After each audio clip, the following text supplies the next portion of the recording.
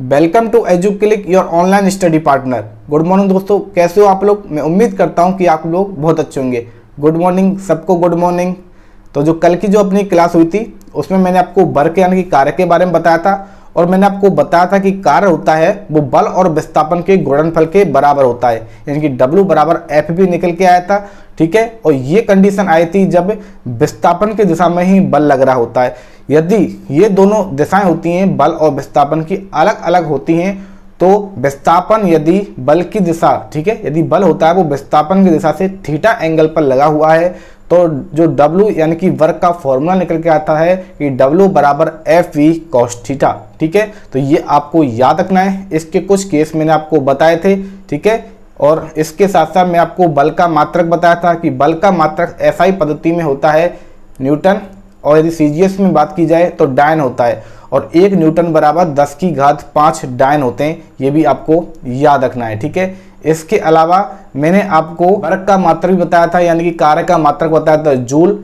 Joule होता है वो कार्य का मात्रक होता है, यानी कि न्यूटन इंटू मीटर को जूल कहा जाता है। यह SI पद्धति में मात्रक होता है। इसके अलावा यदि CGS में यदि हम वर्क की यूनिट देखें, कार्य की यूनिट देखें तो वो होती है अर्ग। और आपको ये याद रखना है कि 1 न्यूटन इंटू मीटर या फिर 1 जूल में 10 की घात 7 अर्ग होते हैं। ठीक है, ये आपको याद रखना है। और आज हम पढ़ने वाले हैं विद्युत शक्ति के बारे में। इससे पहले हम पढ़ेंगे शक्ति यानी कि पावर क्या होती है। ठीक है, तो चलिए स्टार्ट करते हैं। वैसा कि मैंने आपको पहले बता दिया था कि जो शक्ति होती है वो कार्य करने की दर होती है। देखिए, यदि कोई एक व्यक्ति है वो एक ग्राउंड है, उस ग्राउंड के 4 चक्कर लगाता है 10 मिनट में और दूसरा व्यक्ति उसी ग्राउंड के 4 चक्कर लगा देता है 7 मिनट में, तो इसका मतलब क्या हुआ कि उस दूसरे व्यक्ति की कैपेसिटी ज़्यादा है, उसके अंदर स्टेमिना ज़्यादा है, उसके अंदर ताकत ज़्यादा है। ठीक है, उसके अंदर दम ज़्यादा है। इसका मतलब उसकी शक्ति ज़्यादा है, उसकी पावर ज़्यादा है। ठीक है, यानी कि कार्य करने की दर, यानी कि हम 1 सेकंड में कितना कार्य कर पाते हैं वो क्या कहलाती है, शक्ति कहलाती है। तो देखिए क्लास स्टार्ट करते हैं एक बार अपन। ठीक है, तो चैप्टर का नाम मैं लिख देता हूं हमेशा की तरह, कार्य, ऊर्जा और शक्ति। तो ऊर्जा वाला टॉपिक है इस चैप्टर से हटा दिया गया है। चैप्टर नंबर 11 आपका चल रहा है, ये इसकी आज की लास्ट क्लास है और ये चैप्टर आपका कंप्लीट हो जाएगा। ठीक है, तो मैंने कल आपको कार्य के बारे में बता दिया था और ऊर्जा इसमें है नहीं, तो हमको पढ़ना है नेक्स्ट टॉपिक है अपना शक्ति यानी कि पावर। देखिए, कोई भी आदमी 2 किलो वजन उठा सकता है। ठीक है, यदि वो 2 किलो वजन को आसानी से उठा सकता है, कोई आदमी 10 किलो वजन को आसानी से उठा सकता है, कोई आदमी 20 किलो वजन को आसानी से उठा सकता है। इसका मतलब उसके अंदर कैपेसिटी ज़्यादा है। ठीक है, लोड करने की कैपेसिटी उसके अंदर ज़्यादा है, यानी कि वो कार्य कर रहा है, यानी कि वो 1 सेकंड में कितना कार्य कर रहा है वो उसकी शक्ति कहलाती है। ठीक है, तो देखिए शक्ति की परिभाषा यदि हम दें तो शक्ति की परिभाषा होगी किसी भी कार्य को संपन्न करने की दर, संपन्न करने की दर क्या कहलाती है, शक्ति यानी कि पावर कहलाती है। यानी कि इसका मतलब होता है कि प्रति सेकंड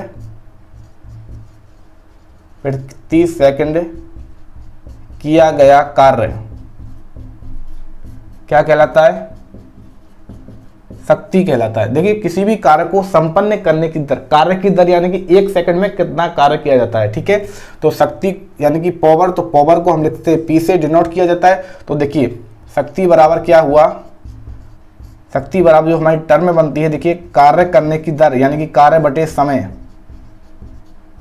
ठीक है, कार्य बटे समय ये क्या है, शक्ति कहा जाता है। इसको यदि हम डिनोट किया जाए, देखिए शक्ति को हम P से लिखते हैं, कार्य को हम W से लिखते हैं और समय को हम T से लिखते हैं। तो P बराबर W/T, ये शक्ति का फॉर्मूला निकल के आता है। ठीक है, देखिए इसके मात्रक के बारे में यदि बात करते हैं तो देखिए शक्ति का मात्रक क्या होता है, आपको पता है W क्या है, वर्क है यानी कि कार्य है।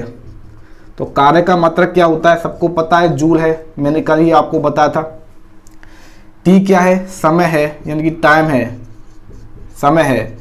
और समय का मात्रक क्या होता है, समय का मात्रक होता है सेकंड। तो देखिए, तो शक्ति P क्या है, शक्ति है, तो शक्ति का मात्रा क्या निकल के आता है, जूल पर सेकंड, और इसी जूल पर सेकंड को कहा जाता है वाट। क्या कहा जाता है, वाट, और इसको भी W से डिनोट किया जाता है, ठीक है, वाट को भी W से डिनोट किया जाता है। तो देखिए जूल पर सेकंड है वो शक्ति का मात्रक है, ये क्या है, वाट क्या है, शक्ति का मात्रक, शक्ति का मात्रक यानी कि इसकी यूनिट है, unit of power, unit of power. तो देखिए ये वाट क्यों रखा गया, जिन्होंने भाप के इंजन का आविष्कार किया था उनका नाम था जेम्स वाट, जेम्स वाट। तो इन्हीं जेम्स वाट के सम्मान में इस शक्ति के मात्रक को वाट रखा गया, ठीक है, ये आपको याद रखना है। तो मैंने आपको शक्ति का मात्रक बता दिया कि वाट होता है, ठीक है। अब इसको आगे डिवाइड करके देखते हैं। आगे देखिए P बराबर हमने क्या लिखा, W/T यानी कि कार्य करने की दर, यानी 1 सेकंड में किया गया कार्य क्या कहलाता है, शक्ति कहलाती है, ठीक है। अब देखिए आपको पता है कि वर्क यानी W बराबर होता है F/S और T के नीचे T रहने दिया, ठीक है। तो F/S आपको पता है बल इंटू विस्थापन क्या होता है, कार्य होता है। अब देखिए इसको हम ऐसे भी ले सकते हैं, P बराबर F/S/T भी इसको मैं ले सकता हूँ, एक ही बात है ना, F/S/T या फिर F/S/T, इस प्रकार से भी मैं यहाँ पे इसको लिख सकता हूँ। तो देखिए S क्या है, विस्थापन, और विस्थापन बटे समय यानी कि 1 सेकंड में किया गया विस्थापन किसके बराबर होता है, वेग के बराबर होता है, वेग यानी कि V बराबर होता है S/T। मैंने आपको कल भी इसके बारे में बताया था कि V बराबर वेग होता है, वो इकाई समय में किया गया क्या होता है, विस्थापन होता है, ठीक है, वो क्या होता है, वेग होता है। तो देखिए S/T की जगह मैं लिख देता हूँ V, P बराबर आता है F/B, यानी कि इसका मतलब हुआ कि शक्ति बराबर होती है किसके, बल इंटू वेग के। यहाँ से ये फॉर्मूला निकल के आता है।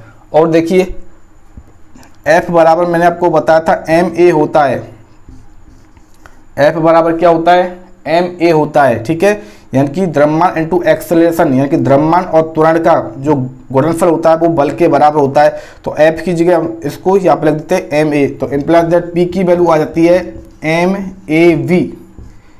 तो ये भी फॉर्मूला बनता है किसका, P का, यानी कि पावर का, शक्ति का।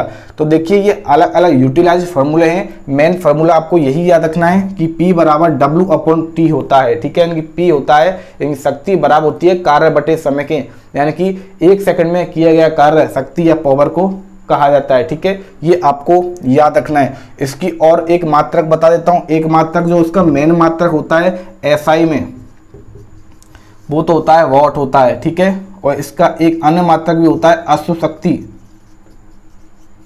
यानी कि हॉर्स पावर,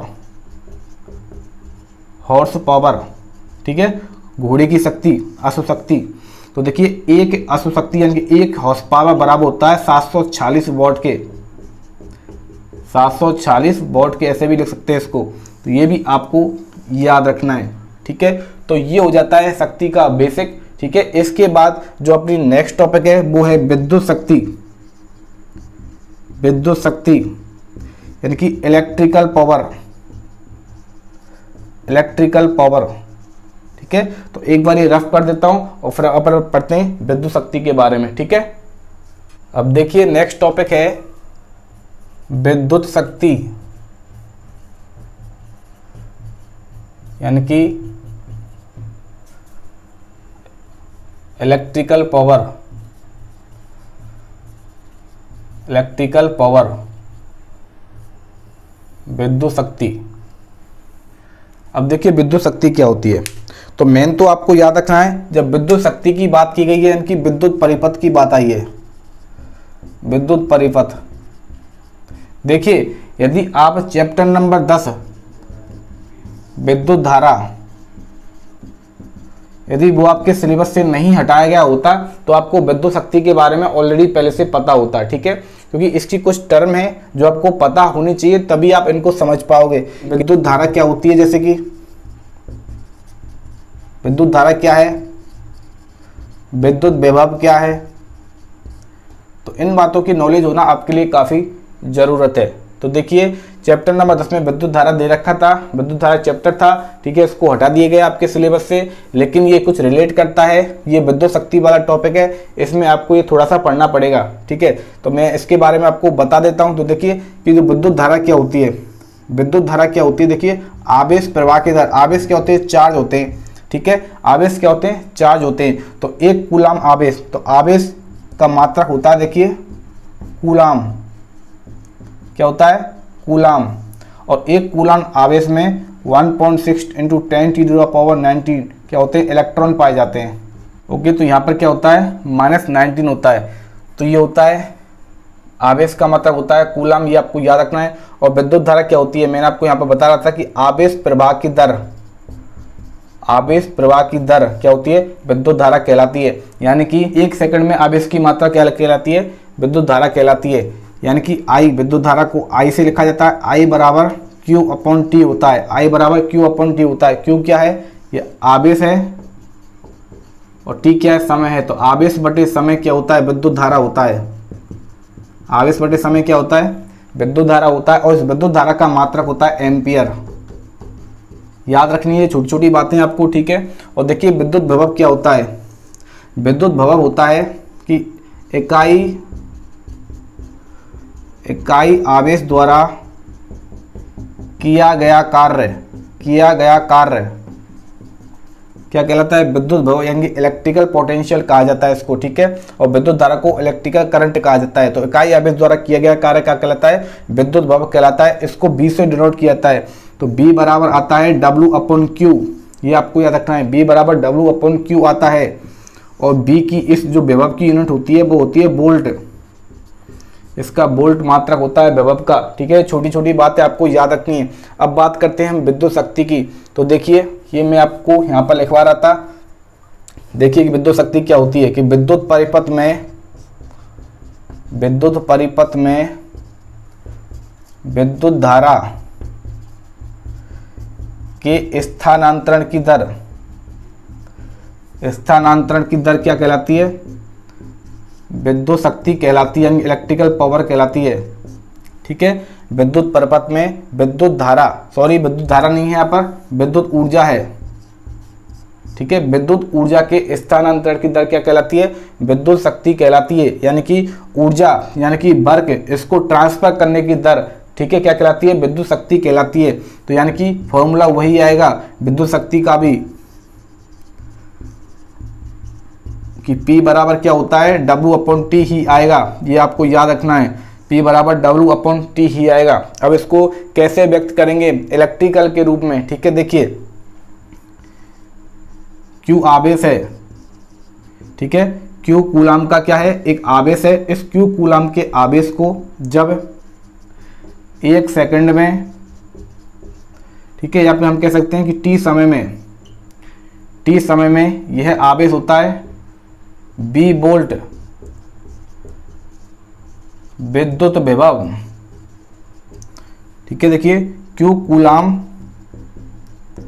का एक आवेश जब T सेकंड में B वोल्ट के विद्युत विभव से गुजरता है तो विद्युत शक्ति किसके बराबर होती है? ये आपको देखना है। तो देखिए मैंने शक्ति का फॉर्मूला बताया था कि Q बराबर W/T होता है। Q बराबर W/T होता है। और जैसा कि मैंने आपको यहाँ पर बताया कि B बराबर क्या होता है? W/Q होता है। यानी कि वोल्ट बराबर क्या होता है?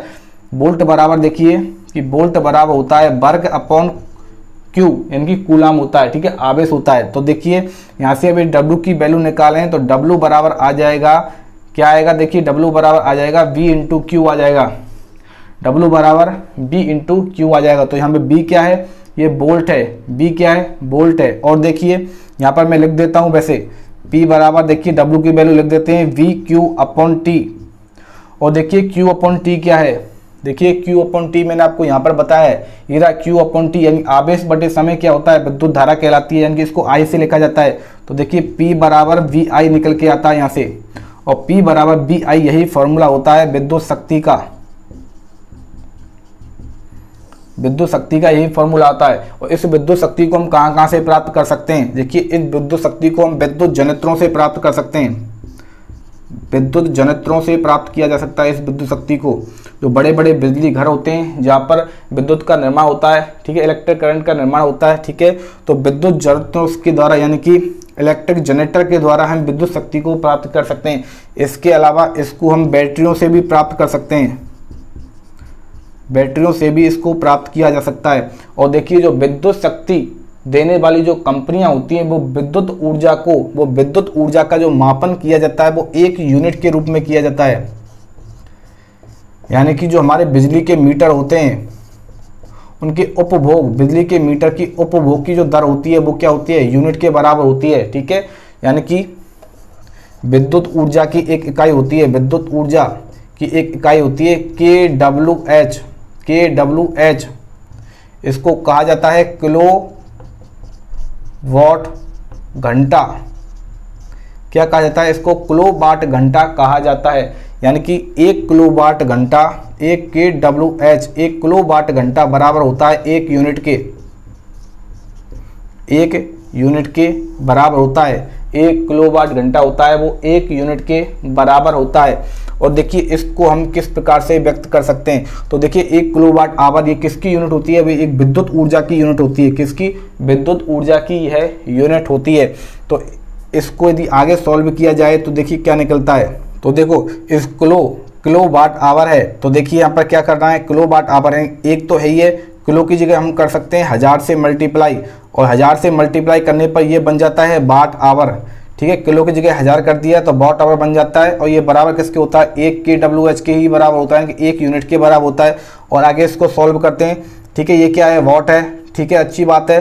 तो क्योंकि जो विद्युत शक्ति की जो यूनिट होती है वो वाट होती है, लेकिन यहाँ आवर क्या है, ठीक है, आवर दे रखा है, घंटे दे रखे हैं, तो घंटे को हमने ऐसा यूनिट में कन्वर्ट करना है तो सेकंड में लाना पड़ेगा। तो देखिए 1000 का मल्टीप्लाई किससे करेंगे, घंटा को मिनट में बनाते हैं तो 60 से मल्टीप्लाई करते हैं, और मिनट को जब सेकंड में बनाते हैं तो फिर से 60 का मल्टीप्लाई करते हैं। ठीक है, तो ये बराबर आता है 1 kWh के। तो देखिए कितना आ जाता है, छकना 36, और जीरो कितनी है, 3 और 2 5, 3 और 2 5, ये बराबर कितने आ जाता है, 1 kWh के। इसको आगे और इस प्रकार से लिखा जा सकता है। देखिए यदि मैं 3 ऊपर का, देखिए क्या करना है, यहाँ पर मैं 10 से मल्टीप्लाई करता हूँ, डिवाइड करता हूँ, 10 से मैं डिवाइड करता हूँ, तो देखिए ये 2 और 3 और 6 जीरो हो जाती हैं, तो इसको मैं लिख सकता हूँ 10 की घात 6। ठीक है, इसका गुणा किससे करना है, 36 से, 36 में भाग देना 10 का, तो ये कितना आ जाता है, 3.6 आ जाता है। तो 3.6 इंटू 10⁶, ये कितना हो जाता है, ये जूल के बराबर हो जाता है। कितने बराबर हो जाता है, ये जूल के बराबर हो जाता है। ठीक है, तो ये 1 kWh बराबर 3.6 गुणा 10 की घात 6 क्या होते हैं, जूल के बराबर होते हैं। और जूल क्या है, यह भी विद्युत ऊर्जा की यूनिट होती है। किसकी, विद्युत ऊर्जा की यूनिट होती है। और 1 किलोवाट आवर है, यह भी विद्युत ऊर्जा की यूनिट होती है। हमारे मीटर में जो रीडिंग आती हैं वो इस kWh में ही आती हैं, यानी कि 1 kWh बराबर होता है 1 यूनिट के बराबर। ठीक है, इसी के आधार पर जो विद्युत का उपभोग होता है वो मापा जाता है। देखिए यदि 1 यूनिट की मैं आपको परिभाषा बताऊं तो देखिए 1 यूनिट की परिभाषा किस प्रकार से बनती है, थोड़ा सा यहाँ से मैं हटा देता हूँ। ठीक है, देखिए 1 यूनिट की यदि मेरे को परिभाषा देनी है, 1 यूनिट, यदि 1 यूनिट की देखिए परिभाषा देनी है तो देखिए 1 यूनिट बराबर होता है kWh के बराबर होता है। तो इसी से हम परिभाषा दे सकते हैं। कैसे दे सकते हैं, देखिए यदि किलो का मतलब क्या है, 1000 वाट, किलो का मतलब है कि 1000, ठीक है, और W लग रहा है कि वाट। तो देखिए जब 1 किलो वाट का कोई बल्ब है, यदि वो 1 घंटे जलता है, 1 घंटे जलता है, तो उसके द्वारा जो विद्युत उपभोग किया जाता है, यूज किया जाता है, वो 1 यूनिट के बराबर होगा। किसके, 1 यूनिट के बराबर होता है। तो ये परिभाषा हो जाती है 1 यूनिट की। और देख लीजिए यदि इसको यहाँ पर मैं किलो वाट यूज में नहीं लेता हूँ, केवल वॉट यूज में लेता हूँ, क्या, केवल वॉट यूज में लेता हूँ। तो देखिए वॉट यूज में लेने के लिए हमको क्या करना पड़ेगा, यदि देखिए kWh है, यदि इस किलो को मैं ऐसे हटा देता हूं तो मेरे को वॉट आवर आ जाता है, लेकिन यूनिट किस में होती है, kWh में होती है। तो इस वॉट को जब किलो वाट में चेंज करना होता है तो 1000 से मल्टीप्लाई करना जरूरी होता है। किससे, 1000 से मल्टीप्लाई करना जरूरी होता है। ये भी आपको याद रखना है, और ये 1 यूनिट के बराबर हो जाता है। देखिए इस प्रकार से, ओके। यदि आप एक काम करते हो, जैसे कि देखिए 1000 वाट का बल्ब लिया था मैंने, यहाँ पे कितने वाट का, 1 किलो वाट का बल्ब लिया था, यानी कि 1000 वाट का बल्ब लिया था। तो इस W की जगह लिख देंगे 1000, 1 घंटे इसको जलाया था तो 1 कर दिया, और नीचे बटे में क्या है 1000, 1000 से 1000 कट गया तो यूनिट कितनी आई 1 यूनिट आती है। इसी प्रकार से यदि हम यहाँ पर ले लेते हैं 100 वाट का बल्ब ले लेते हैं, देखिए यदि यहाँ पर हम 100 वाट का बल्ब ले लेते हैं और उसको 1 घंटे की बजाय यदि हम 10 घंटे जलाएं, कितने जलाएं उसको 1 घंटे की बजाय हम 10 घंटे जलाएं, तो देखिए क्या करना है, हमने 100 वाट का बल्ब लिया तो W की जगह लिख देंगे 100, और कितना जलाना 10 घंटे जलाना तो H की जगह लिख देंगे, H क्या आवर एन घंटा होता है, इसकी जगह लिख देंगे 10, और नीचे क्या करना है 1000 से डिवाइड करना, तो ये कितना हो गया 1000, ऊपर कितना हो गया 1000, तो फिर भी क्या आता है 1, यानी इसको भी कहा जाता है 1 यूनिट कहा जाता है। ये आपको याद रखना है कि 1 किलोवाट आवर बराबर होता है 1 यूनिट के, और ये विद्युत ऊर्जा की इकाई होती है, विद्युत ऊर्जा की यूनिट होती है। ये विद्युत शक्ति की नहीं होती है, ये विद्युत ऊर्जा की होती है, ठीक है, एनर्जी की होती है, ये आपको याद रखना है। और विद्युत शक्ति की यूनिट होती है वॉट, क्या होती है वॉट, ये भी आपको याद रखना है। अब देखिए इस चैप्टर से बेस पर कुछ एग्जाम्पल, कुछ न्यूमेरिकल्स दे रखे हैं, उनको अपन एक एक करके कर लेते हैं। इससे आपको आसानी से सब कुछ समझ में आ जाएगा कि फॉर्मूलों को किस प्रकार से यूज में लेना है और कैसे न्यूमेरिकल को हमको सॉल्व करना है, ठीक है। एक बार मैं ये रफ कर देता हूँ और फिर आगे पढ़ते हैं, ठीक है। देखिए क्वेश्चन क्या कहता है कि एक 60 किलोग्राम, देखिए एक 60 किलोग्राम का एक व्यक्ति है, वो 30 सेकंड में 5 मीटर ऊंचाई तक जाता है, तो व्यक्ति द्वारा उपयोग में ली गई शक्ति ज्ञात करनी है, ठीक है। और हमको क्या दे रखा है, हमको जी की वैल्यू दे रखी है कि ग्रेविटेशनल एक्सेलरेशन यानी गुरुत्वीय त्वरण की हमको वैल्यू दे रखी है 10 मीटर प्रति सेकंड स्क्वायर। मैंने आपको बताया था यदि ये आपको वैल्यू नहीं दी गई है तो आपको याद रखना है कि 9.8 मीटर पर सेकंड स्क्वायर इसकी वैल्यू होती है, कि 9.8 मीटर प्रति सेकंड स्क्वायर इसकी वैल्यू होती है किसकी, गुरुत्वीय त्वरण की, ठीक है। हमको देखो क्या दे रखा है, 60 किलोग्राम का ये व्यक्ति है कि एम की वैल्यू दे रखी है, एम यानी कि द्रव्यमान दे रखा है हमको 60 किलो, ठीक है। समय हमको दे रखा 30 सेकंड, और देखिए हाइट हमको दे रखी है h बराबर 5 मीटर दे रखी है, और देखिए व्यक्ति की शक्ति पूछी गई है, पावर के बारे में पूछा गया है। तो मैं आपको बता दूं जैसा कि आपको पता है कि शक्ति बराबर होता है कार्य बटे समय, यानी कि P बराबर W/T, ठीक है। तो आपको बताया था मैंने कि W कार्य बराबर क्या होता है, कार्य बराबर यदि देखिए मैंने आपको इस तरह से बताया था कि एक h हाइट पर रखी हुई एक वस्तु है, उसको नीचे गिराया जाता है, ठीक है। तो बल और विस्थापन की दिशा यदि सेम टू सेम रहती है इसी प्रकार से, तो W बराबर की वैल्यू आती है mgh, क्योंकि इसमें जो बल लगता है वो mg के बराबर लगता है, और ये दूरी होती है, हाइट होती है वो h के बराबर होती है। तो fs करके हमने निकाला था, ठीक है। f बराबर mg आता है और s बराबर h आता है, तो इस प्रकार से w बराबर mgh आता है, ये मैंने आपको बताया था कल। तो देखिए तो सेम कंडीशन है, हाइट पर लेकर जा रहा है, ठीक है, हाइट पर जाता है, 60 किलोग्राम का एक व्यक्ति है, 30 सेकंड में वो 5 मीटर ऊंचाई तक जाता है, ठीक है। तो व्यक्ति के द्वारा उपयोग में ली गई शक्ति के बारे में हमको जानना है, तो P बराबर W/T होता है, तो कार्य बराबर होता है mgh/T। और देखिए हमको सब कुछ वैल्यू हमको दे रखी है, m की वैल्यू हमारे पास है, P बराबर m की वैल्यू देखिए कितना दे रखा है 60 किलोग्राम दे रखी है, g की वैल्यू हमको दे रखी है 10 दे रखी है, h की वैल्यू हमें दे रखी है 5 दे रखी है। इसी प्रकार T की वैल्यू हमको दे रखी है कितनी 30 दे रखी है।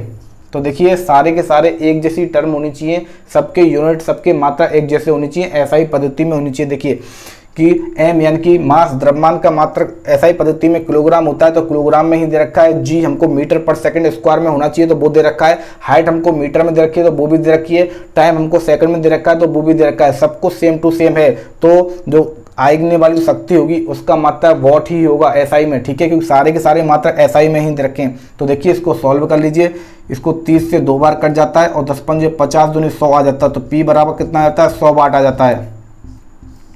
तो इस प्रकार से ये आपको क्वेश्चन सॉल्व करना था, छोटा सा क्वेश्चन है, आसानी से हो गया, ठीक है। अब देखिए नेक्स्ट क्वेश्चन क्या है, देखिए 2 बंदे हैं, एक सुरेश है और दूसरा रमेश है, ठीक है। वो 15 मीटर ऊंची एक पहाड़ी पर चढ़ते हैं, तो रमेश यह कार्य 19 सेकंड में कर लेता है, 19 सेकंड में कर लेता है, जबकि सुरेश है यह कार्य यानी पहाड़ी पर चढ़ने का कार्य केवल 15 सेकंड में कर लेता है, ठीक है। यदि दोनों में से प्रत्येक का वजन 38 किलो है, तो देखिए जब वजन सेम टू सेम दे रखा है और हाइट भी बिल्कुल सेम टू सेम है, तो आपको पहले ही बस ही पता चल जाना चाहिए कि सुरेश है वो 15 सेकंड में ये हाइट पूरी कर लेता है, यानी ऊपर चढ़ जाता है, और जो रमेश है 19 सेकंड में चढ़ता है। तो जो जल्दी चढ़ेगा उसमें उसकी शक्ति ज़्यादा होगी, यानी कि जो सुरेश की जो पावर ज़्यादा होगी, शक्ति ज़्यादा होगी बजाय किसके, रमेश से। तो ये तो हम निकालेंगे तो भी पता चल जाएगा। तो देखिए हमको निकालना क्या है, P बराबर W/T हमको निकालना है। हमको सेम टू सेम सब चीज़ दे रखी है। देखो क्या दे रखा है हमको, H की वैल्यू यहाँ पर हमको दे रखी है, हाइट हमको दे रखी है, T हमको दे रखा है किसका, रमेश का दे रखा है, और ये T हमको दे रखा है किसका, सुरेश का दे रखा है। और दोनों का वजन 38 किलोग्राम है। तो M की वैल्यू हमको दे रखी है। तो एक बार मैं आपको लिख देता हूँ, G की वैल्यू भी हमको यहाँ पे मिल रही है। तो देखिए हमको सबको अलग अलग करके निकाल लेते हैं। देखिए सबसे पहले हम निकालते हैं रमेश की शक्ति, रमेश के लिए निकालते हैं। तो देखिए रमेश के लिए हमको निकालना है शक्ति। तो P बराबर होता है, देखिए क्या होता है, W/T होता है। P बराबर W/T होता है, और W बराबर क्या होता है, mgh होता है, mgh/T। ठीक है, तो P बराबर देखिए M की वैल्यू रमेश के लिए भी 38 है, तो 38 किलोग्राम आ गई। ठीक है, G की वैल्यू 10 दे रखी है, और H कितनी है, 15 मीटर दे रखी है हाइट बट्टी। और देखिए रमेश की बात हुई है, तो रमेश है वो 19 सेकंड लेता है, 19 सेकंड T यहाँ पर लग दिया। तो 19 दूनी 38 हो गया, और देखिए 15 दूनी 30, तो कितना आ गया, P की वैल्यू आ गई 300 वाट आ जाएगी, 300 वाट किसकी, रमेश के लिए हमने निकाली है। अब हम बात करते हैं सुरेश के लिए। फॉर्मूले याद होनी चाहिए आपको। देखिए सुरेश के लिए यदि पावर निकालनी है, शक्ति निकालनी है, तो W/T यानी कि कार्य बटे समय होता है। कार्य है mgh के बराबर और बटे T आ जाता है। तो P बराबर किसके लिए, सुरेश के लिए निकालें, तो सुरेश भी 38 किलो का है, तो M की वैल्यू 38 हो गई, G की वैल्यू 10 दे रखी है, H भी 15 मीटर दे रखा है हाइट। ठीक है, और समय देखिए सुरेश है वो समय है 15 सेकंड में ही ये ऊंचाई पूरी कर लेता है, तो 15 दे रखा है, तो 15 से 15 कट जाएगा, तो P बराबर आ जाएगा 380 वाट। देखिए जैसा कि मैंने आपको पहले बताया था कि रमेश है 19 सेकंड में ये हाइट पूरी करता है कि 15 मीटर चढ़ता है ऊपर पहाड़ी पर 19 सेकंड में।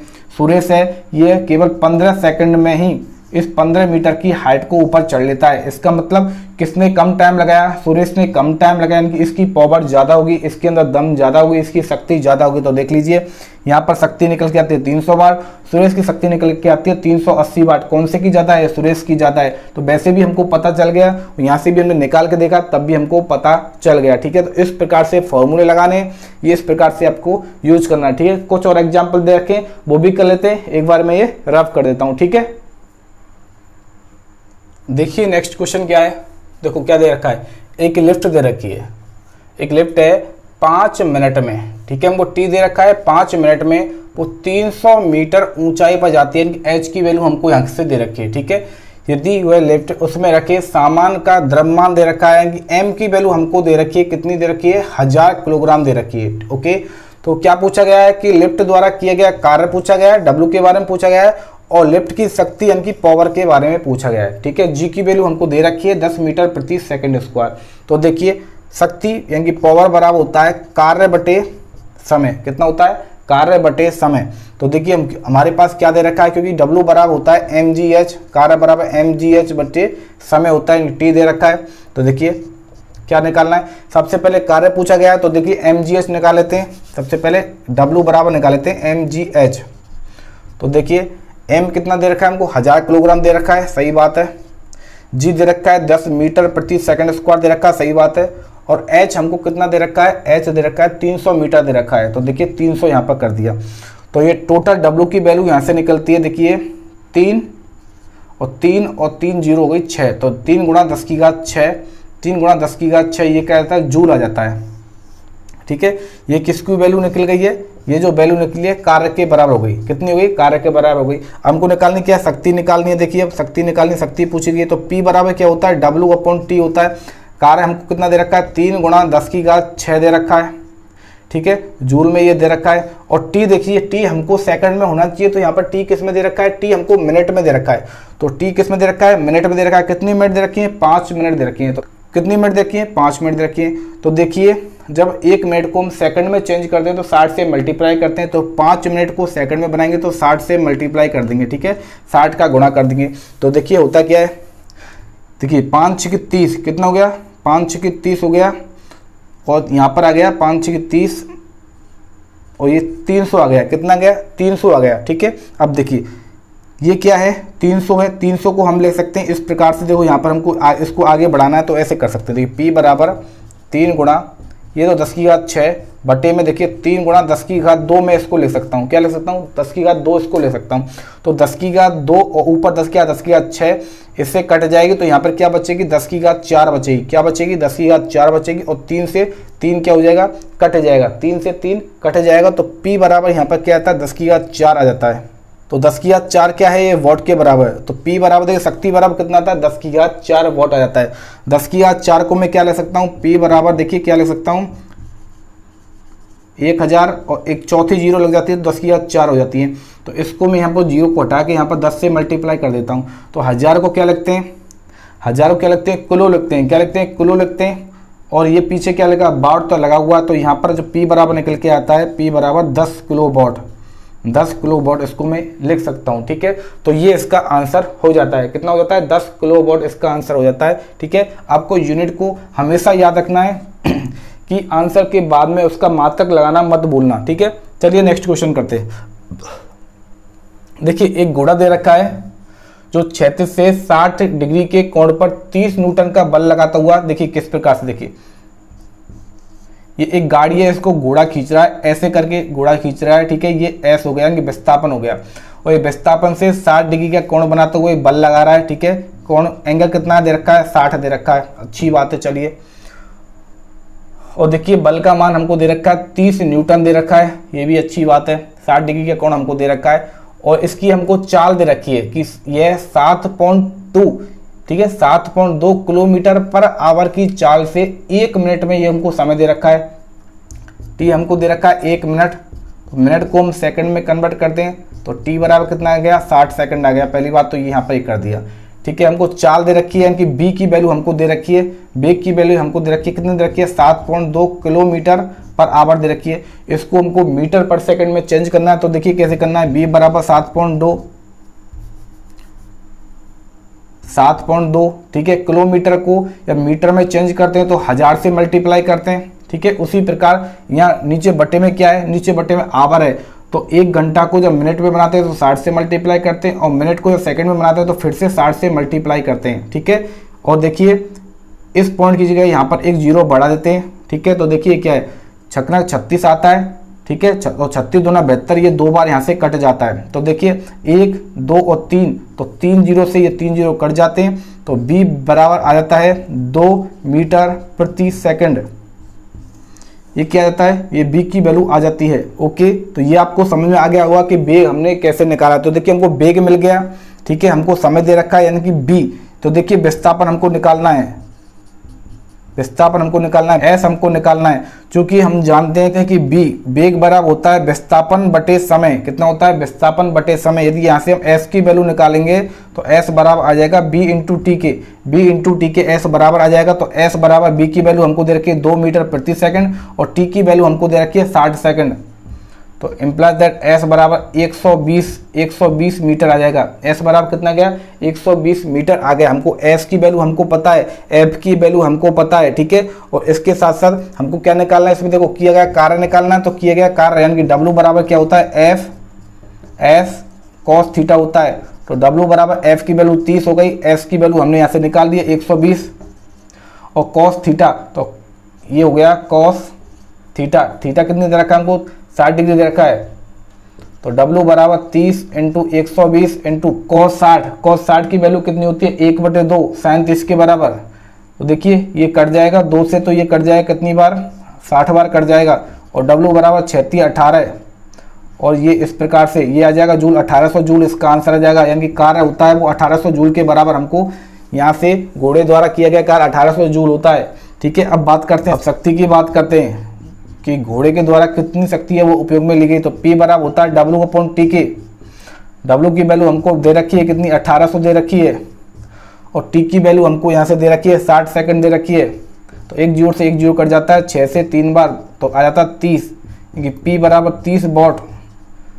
T बराबर 30 वॉट इस शक्ति को घोड़े के द्वारा उपयोग में लिया गया था इस गाड़ी को खींचने के लिए। ठीक है, और घोड़े द्वारा किया गया कार्य है वो 1800 जूल के बराबर होगा। ये आपको याद रखना है। ठीक है, अब देखते हैं नेक्स्ट क्वेश्चन करते हैं। नेक्स्ट क्वेश्चन क्या? देखिए कि हमको एक रेफ्रिजरेटर दे रखा है, एक फ्रिज दे रखा है, इसकी औसत शक्ति दे रखी है कितनी? 100 वाट दे रखी है। पी की वैल्यू हमको यहाँ पर दे रखी है, 1 दिन दे रखा है, एक दिन दे रखा है, एक दिन में कितने घंटे होते हैं, 24 घंटे होते हैं, ये भी हमको दे रखा है। और रेफ्रिजरेटर द्वारा खर्च की गई ऊर्जा की गणना करनी है किसमें, यूनिटों के अंदर। तो ऊर्जा की गणना जो यूनिटों के अंदर की जाती है, यानी कि KWH, एक यूनिट बराबर क्या होता है, KWH होता है। तो ठीक है, KWH होता है किलोवाट आवर के बराबर होते हैं एक यूनिट। तो यही हमसे पूछा गया है, किलोवाट आवर हमसे पूछा गया है। तो देखिए हमको करना क्या है, ये यहाँ से हटा देता हूँ, हमको यूनिट पूछी गई है। तो देखिए हमको क्या वाट में दे रखा है, क्या दे रखा है हमको, देखिए मैंने आपको बताया था कि हमको हमेशा यदि यहाँ पर हम वाट में लेते हैं तो 1000 से नीचे क्या करेंगे, डिवाइड करेंगे। यदि किलो वाट में लेते हैं तो कुछ नहीं करना, यहाँ पर हमको क्या दे रखा है, वाट में दे रखा है। तो देखिए हमको P बराबर कितना दे रखा है, 100 वाट दे रखा है। तो इसको यदि हम किलो वाट में चेंज कर लें तो P बराबर किलो वाट में चेंज करने के लिए हमको 1000 से डिवाइड करना पड़ेगा। तो ये 1000 से डिवाइड करने पर यहाँ पे किलो वाट में बदल जाता है। ठीक है, अच्छी बात है, हमको P है वो किलो वाट में मिल गई। तो यहाँ पर किलो वाट की जगह हमको ये रखना है। और H क्या दे रखा है हमको, एक दिन दे रखा है। क्या दे रखा है हमको, टाइम दे रखा है। ठीक है, वो हमको एक दिन दे रखा है। और एक दिन में कितने होते हैं, 24 घंटे होते हैं। यानी कि H हमको, आवर हमको कितने दे रखे हैं, 24 आवर हमको दे रखे हैं। तो एक यूनिट, तो यूनिट बराबर क्या होता है, देखिए यूनिट बराबर होता है KWH। तो KW किलोवाट कितने दे रखे हैं, हमको दे रखे हैं 100/1000 किलोवाट दे रखे हैं। आवर हमको इतने दे रखे हैं, 24 आवर हमको दे रखे हैं।